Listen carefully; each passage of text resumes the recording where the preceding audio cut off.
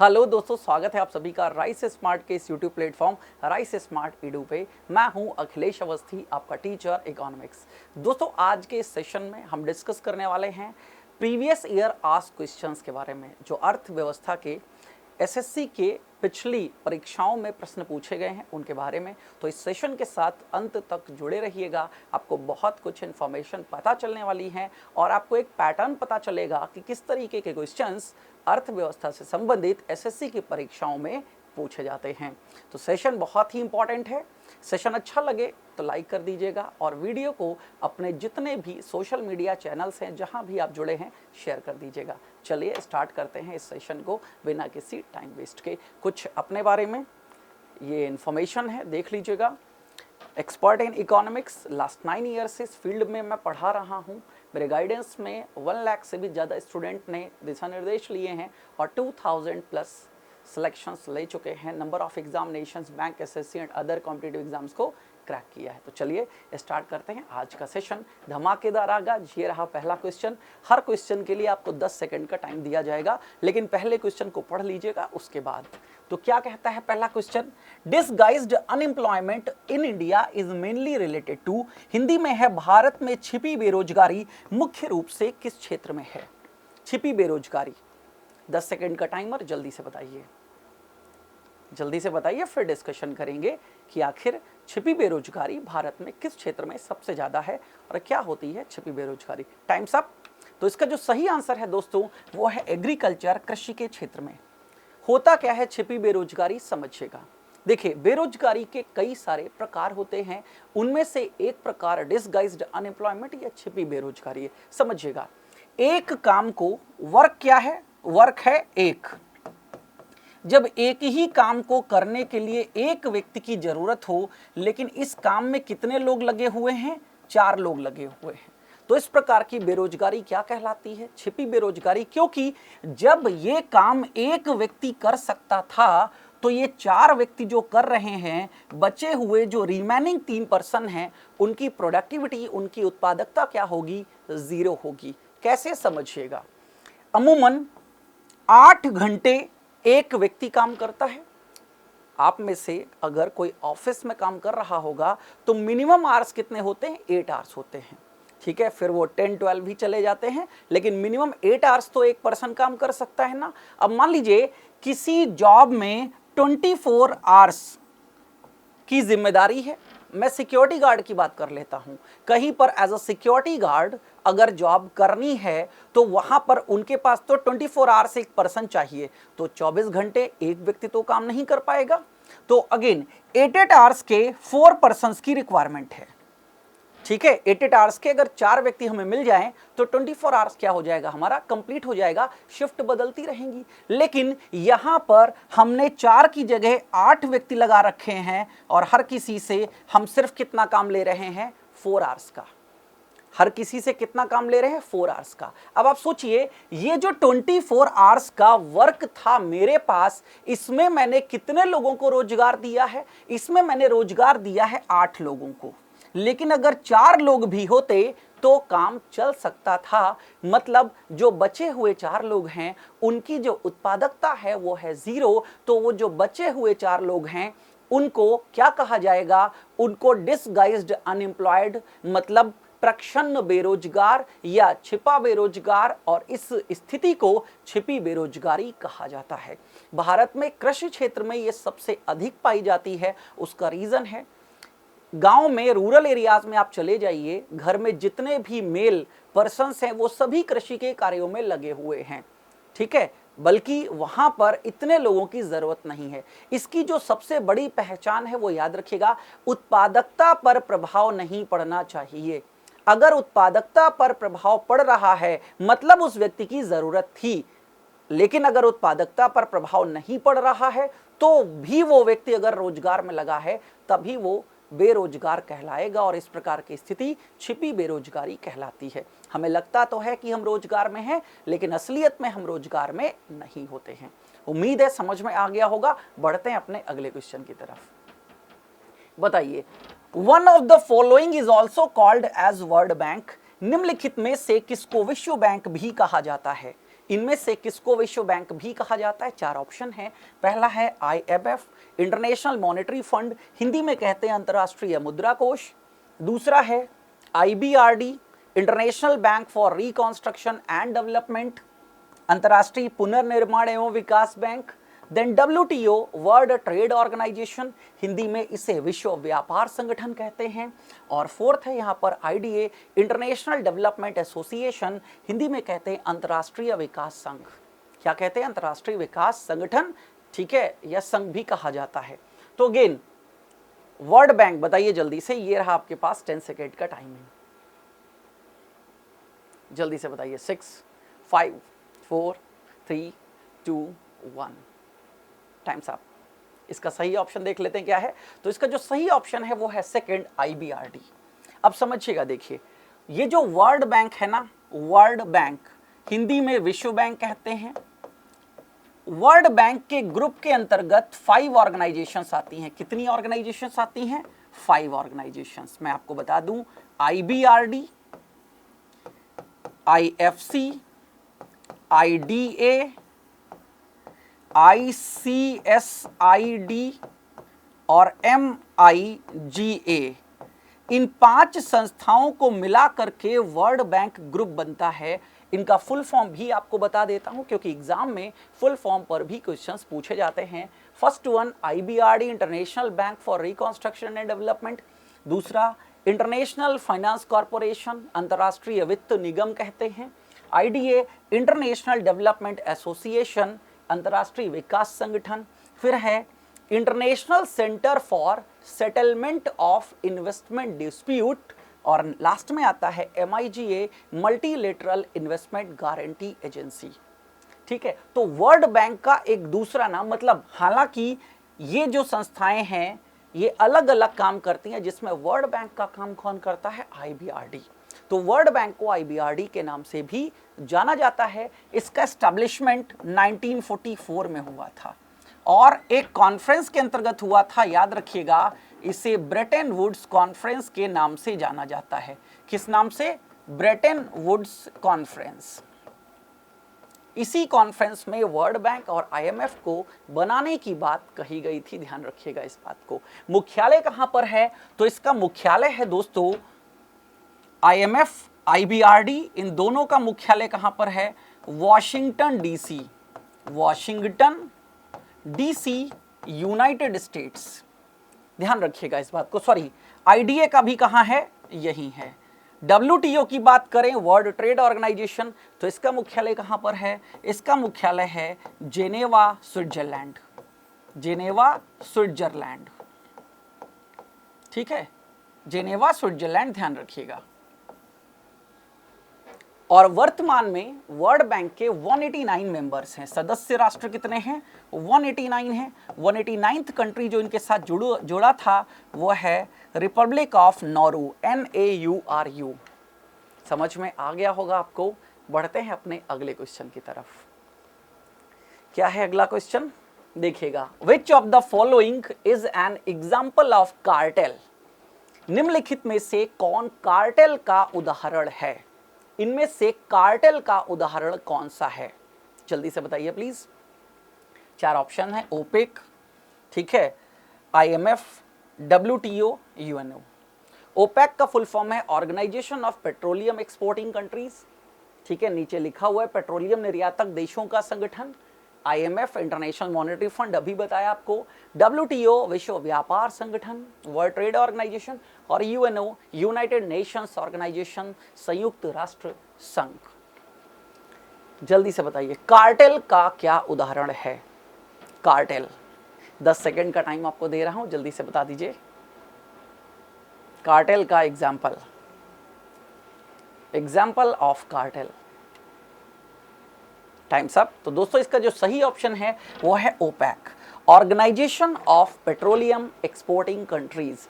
अब कार्टेल क्या होता है समझिएगा। देखिए, कार्टेल भी एक तरीके से एक समूह है, एक ग्रुप है उन सदस्यों का या उन लोगों का या उन कंपनियों का जो आपस में मिलकर के मूल्य को तय करते हैं।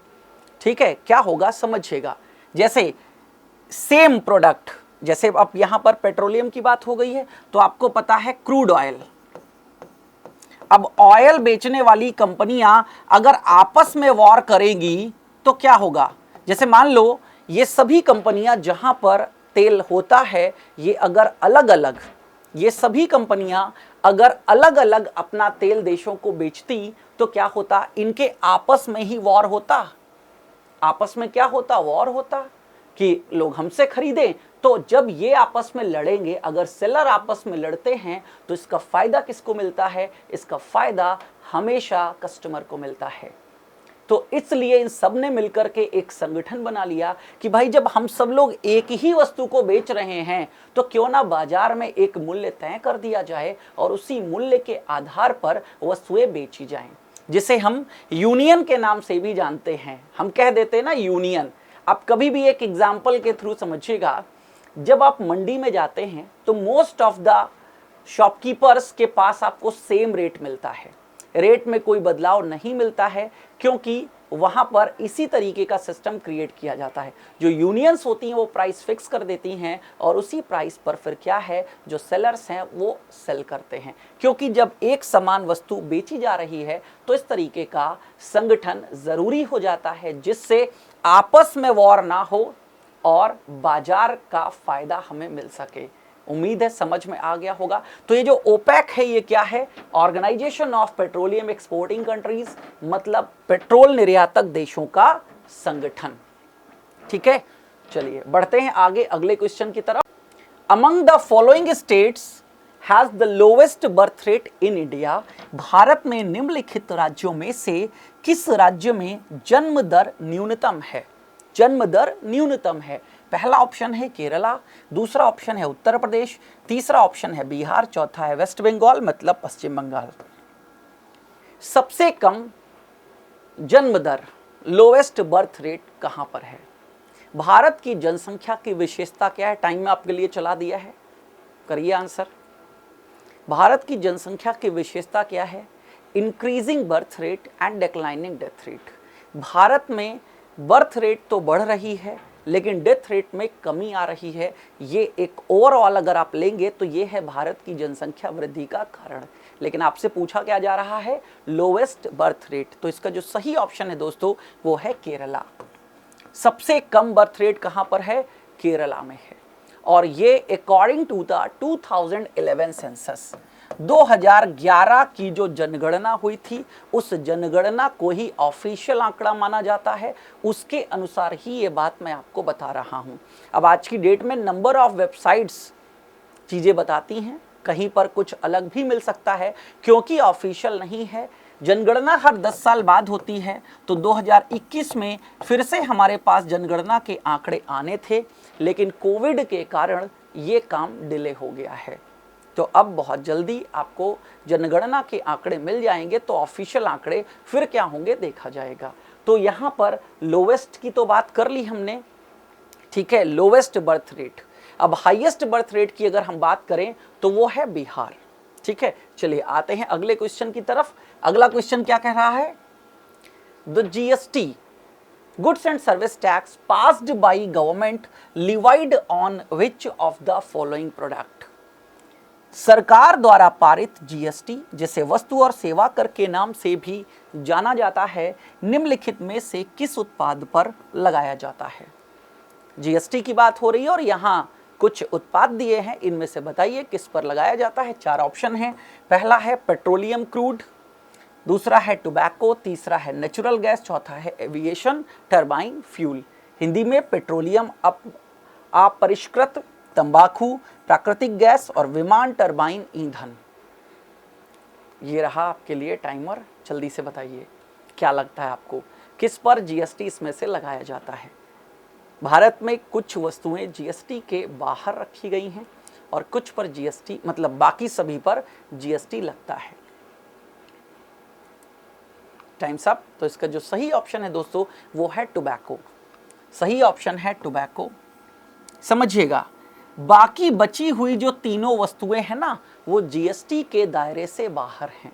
ऐसा नहीं है कि इन पर टैक्स नहीं लगता है, इन पर भी टैक्स लगता है, लेकिन जीएसटी जो एक कॉमन सिस्टम है उस सिस्टम की रेट्स के अकॉर्डिंग इन पर टैक्स नहीं लगता है। हाँ, टोबैको के बारे में भी याद रखिएगा, जीएसटी में स्लैब है। जीएसटी में क्या स्लैब है? 5% जीएसटी लगता है, या तो 12% जीएसटी लगेगा, या तो 18% जीएसटी लगेगा, या तो 28% जीएसटी लगेगा। और इसके बाद में प्लस आता है सेस। सेस क्या होता है? सेस को हिंदी में उपकर कहते हैं। क्या कहते हैं? उपकर। मतलब कर के ऊपर लगने वाले कर को उपकर कहते हैं। तो बात यहां पर जो समझनी है, टोबैको पर हाईएस्ट स्लैब अप्लाई होती है, 28% जीएसटी टोबैको पे लगता है, प्लस सेस भी लगता है कर के ऊपर। मतलब क्योंकि टोबैको ऐसा प्रोडक्ट है जिसको गवर्नमेंट प्रमोट नहीं करना चाहती है, that's why highest tax rate इस पर लगा रखा है। ठीक है, बाकी ये तीनों चीजें टैक्स के दायरे से बाहर हैं। जैसे एक एग्जांपल मैं यहाँ पर आपको पेट्रोलियम का दूं, हर राज्य में पेट्रोल और डीजल की कीमतें या सीएनजी की कीमतें में अलग अलग हैं। आप अंतर देखते हैं, ये अंतर खत्म हो जाएगा अगर पेट्रोल को जीएसटी के दायरे में ला दिया जाए। अक्सर इस बारे में बात होती है, आज नहीं तो कल अगर पेट्रोल को इस दायरे में लाया जाता है तो फिर आपको हर जगह एक जैसा रेट दिखाई देगा। ठीक है, चलिए बढ़ते हैं अपने अगले क्वेश्चन की तरफ। The second green revolution aims at increasing agricultural output to promote. द्वितीय हरित क्रांति का उद्देश्य निम्नलिखित में से किस कृषि उत्पाद की विधि से संबंधित है? एग्रीकल्चर आउटपुट, ठीक है, विधि से संबंधित है। पहला ऑप्शन है आपके पास availability of easy credit to big farmers, बड़े किसानों को आसान ऋण की उपलब्धता। दूसरा कोऑपरेटिव फार्मिंग। तीसरा इंक्लूसिव ग्रोथ, हिंदी में बी है सहकारी खेती, सी है समावेशी विकास, और डी है development of rural sector, Hindi में ग्रामीण क्षेत्र का विकास। सेकेंड ग्रीन रेवोल्यूशन के बारे में बात हो रही है, बताइए। ग्रीन रेवोल्यूशन ये शब्द कहीं ना कहीं आपने सुना होगा, टाइम ये रहा आपके पास, जल्दी से बताइए। ग्रीन रेवोल्यूशन, हरित क्रांति, क्या लगता है आपको? टाइम साथ। तो इसका जो सही ऑप्शन है दोस्तों वो है इंक्लूसिव ग्रोथ, समावेशी विकास। इसके बारे में समझते हैं, लेकिन उसके पहले बात कर लेते हैं ग्रीन रेवोल्यूशन की। हरित क्रांति, भारत में हरित क्रांति को लाया गया था, जो इसके लीडर थे वो थे एमएस स्वामीनाथन। एमएस स्वामीनाथन।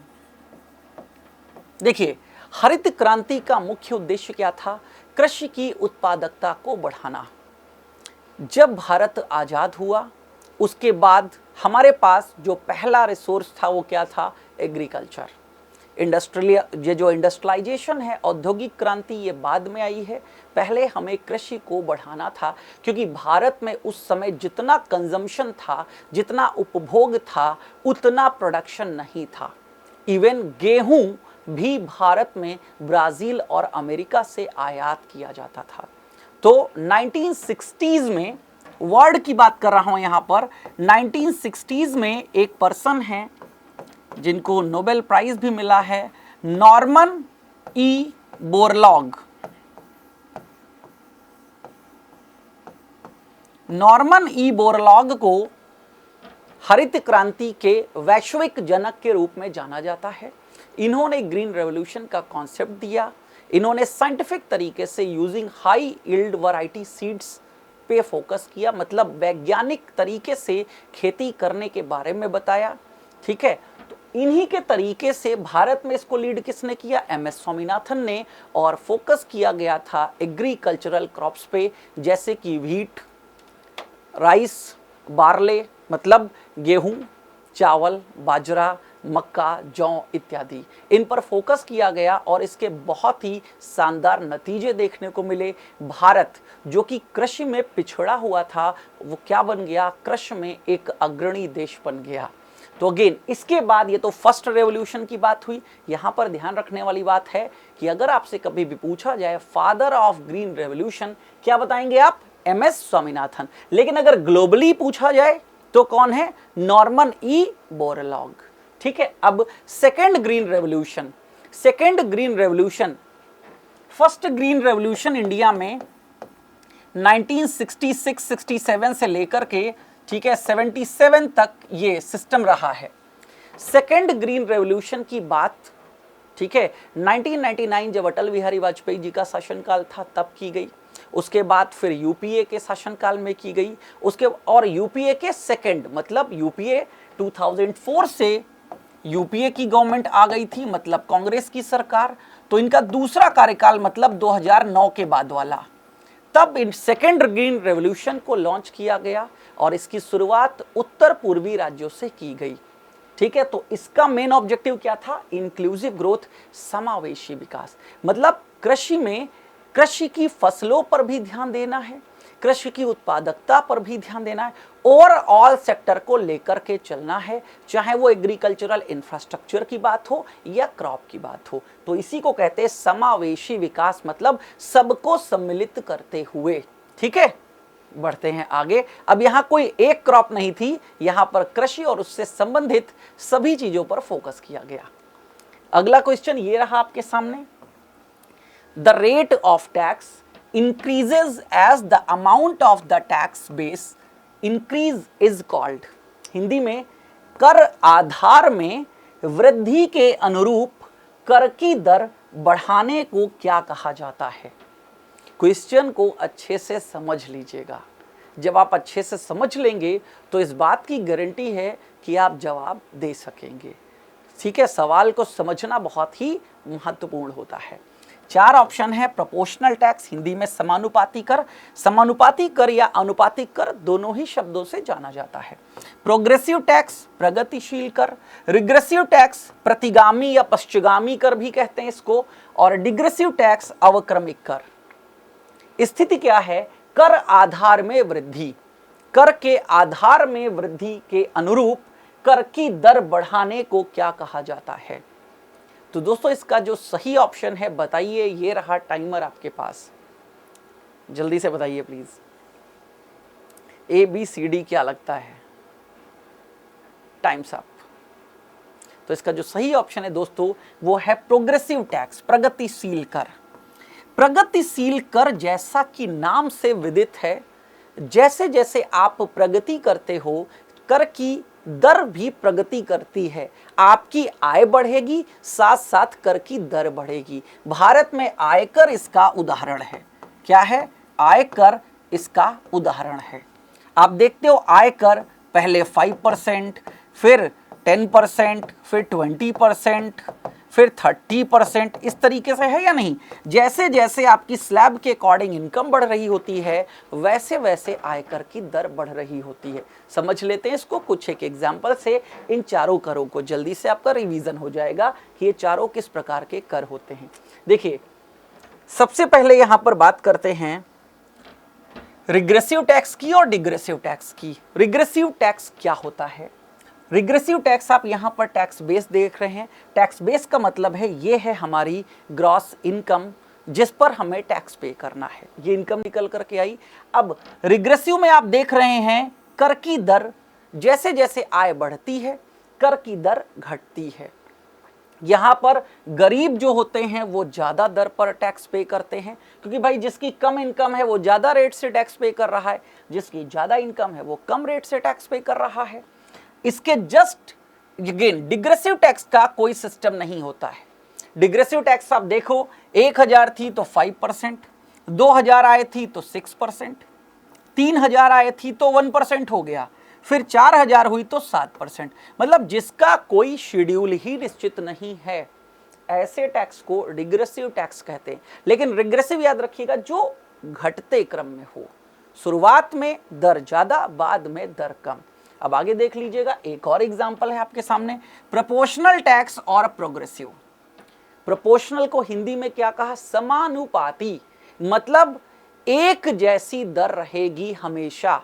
एक बार जो दर निर्धारित कर दी गई वही दर रहेगी, उस दर में कभी भी कोई अंतर नहीं होगा। आपकी आय में तो अंतर होगा, आपकी आय तो बढ़ेगी या घटेगी, लेकिन कर की दर में कोई अंतर नहीं होगा। देखिएगा 10, 10 और 10 तीनों में 10-10% लिखा हुआ है। बस जैसे जैसे आपकी आय बढ़ती जा रही है आपका यहां पर टोटल जो टैक्स है वो बढ़ता जा रहा है। और प्रोग्रेसिव टैक्स ये है, देख लीजिएगा। अब यहां से इनकम यहीं से लीजिएगा, जैसे 1,000 रुपए है तो 10%, ठीक है, 2,000 आपकी आय हो गई तो 15%, 3,000 आपकी आय हो गई तो 25%। तो ये आयकर इसी तरीके से लिया जाता है, वो मैंने एग्जाम्पल के रूप में आपको बता दिया। उम्मीद करता हूं ये चारों कर आपको बहुत अच्छे से समझ में आ गए होंगे। बढ़ते हैं अपने अगले क्वेश्चन की तरफ। क्या कह रहा है क्वेश्चन, देखिएगा please. The supply side economics lays greater emphasis on.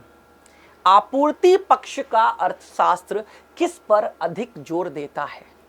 आपूर्ति पक्ष का, समझिएगा बहुत अच्छे से, मैं समझा दूंगा, लेकिन अभी जो समझ में आ रहा हो उसके हिसाब से आंसर करिए। टाइम आपके लिए स्टार्ट कर दिया गया है, जल्दी से बताइए प्लीज क्या होगा इसका सही ऑप्शन। Times up.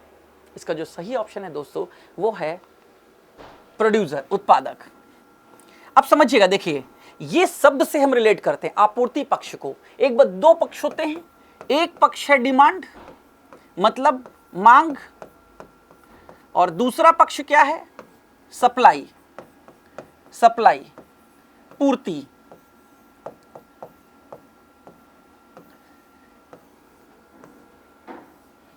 मांग क्या है? हम एकदम से बाजार में मांग बढ़ सकती है या नहीं।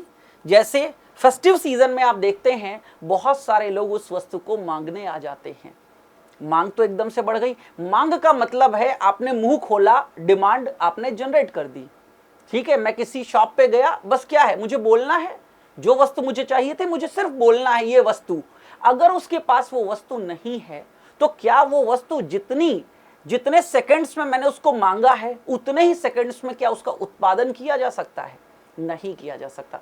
तो मांग तो कभी भी जनरेट हो सकती है, लेकिन पूर्ति किसके अनुसार होगी? उसके जो प्रोड्यूसर हैं, जो उत्पादक हैं। तो ये जो सप्लाई साइड ऑफ इकोनॉमिक्स है ना थ्योरी, वो हमेशा किस पे फोकस रहती है? उत्पादक पर। प्रोड्यूसर के हिसाब से ही बाजारों में क्या आती है? सप्लाई आती है। इसी के लिए ऐसा माना जाता है जब जब मांग बढ़ रही होती है, लॉ ऑफ सप्लाई क्या कहता है? लॉ ऑफ सप्लाई ये कहता है जब जब किसी वस्तु की मांग बढ़ती है, ठीक है, तब तब उसकी सप्लाई भी क्या है? बढ़ती है, ठीक है। ये बात याद रखिएगा, सप्लाई हमेशा बढ़ेगी जब डिमांड बढ़ेगी, क्योंकि डिमांड के आधार पर ही तो सप्लाई है। उस समय अगर डिमांड बढ़ रही है, एक बात और, लॉ ऑफ सप्लाई में रिलेट क्या होता है? लॉ ऑफ सप्लाई में रिलेट होता है अगर किसी वस्तु का मूल्य बढ़ रहा है, क्योंकि लॉ ऑफ सप्लाई हमेशा प्राइस और सप्लाई पे फोकस करती है। अगर किसी वस्तु का मूल्य बढ़ रहा है तो उसकी सप्लाई बढ़ेगी, क्योंकि जब मूल्य बढ़ रहा है तो उत्पादक ये चाहेगा कि मुझे बढ़े हुए मूल्य का फायदा मिल सके, इसलिए वो सप्लाई को क्या करेगा? बढ़ाएगा। तो लॉ ऑफ सप्लाई किसके बीच में संबंध को दर्शाता है? मूल्य और वस्तु की आपूर्ति। लेकिन हम कंपैरिजन कर रहे थे डिमांड से भी, तो याद रखिएगा बाजार में डिमांड तो कभी भी अचानक से क्रिएट हो सकती है, लेकिन उसकी जो सप्लाई है वो उत्पादक पर निर्भर करती है। उम्मीद है समझ में आ गया होगा। बढ़ते हैं अपने अगले क्वेश्चन की तरफ। ये रहा अगला question. FCRA administered by the ministry of home affairs stands for. FCRA का फुल फॉर्म पूछा जा रहा है आपसे, समझिए बात को। मैंने आपसे क्या कहा है, फुल फॉर्म पर भी एग्जाम में क्वेश्चंस पूछे जाते हैं। पहला है foreign currency regulation Act, Hindi में विदेशी मुद्रा विनियमन अधिनियम। दूसरा है फॉरेन कंट्रीब्यूशन रेगुलेशन एक्ट, विदेशी अंशदान विनियमन अधिनियम। देन है फॉरेन कॉन्ट्रैक्ट रेगुलेशन एक्ट, विदेशी अनुबंध विनियमन अधिनियम। चौथा है फॉरेन कार्टेल रिस्ट्रिक्शन एक्ट, विदेशी कार्टेल प्रतिबंध अधिनियम। क्या लगता है आपको इसका फुल फॉर्म क्या है? टाइम ये रहा आपके सामने, जल्दी से बताइए। अच्छे से देखिए और टाइम एनफ है आपके बताने के लिए। Time's up. तो इसका जो सही ऑप्शन है दोस्तों वो है B, Foreign Contribution Regulation Act, Hindi में विदेशी अंशदान विनियमन अधिनियम। ये अधिनियम 2010 में लाया गया था। कब लाया गया था? 2010 में। इस अधिनियम को लाने का उद्देश्य क्या है समझिएगा। कोई भी भारत में ऐसी संस्था या ऐसी कंपनियां जिनके पास विदेशी फंडिंग आती है, फॉरेन फंडिंग आती है, ठीक है। जैसे हम एनजीओज वगैरह में डोनेट करते हैं ना, दान देते हैं ना, तो अगर विदेशों से कोई दान इनको मिल रहा है तो उस पर रेगुलेट करना, उसका विनियमन करना, यही संस्थाओं को एक तरीके से लाइसेंस प्रदान करता है कि आप विदेशों से फंडिंग ले सकते हो या नहीं ले सकते हो। अगर यह प्रतिबंधित कर देगा तो भारत की वो कंपनी या वो संस्था विदेशों से कोई भी अंशदान नहीं ले सकेगी, ठीक है। तो ये 2010 में आया था।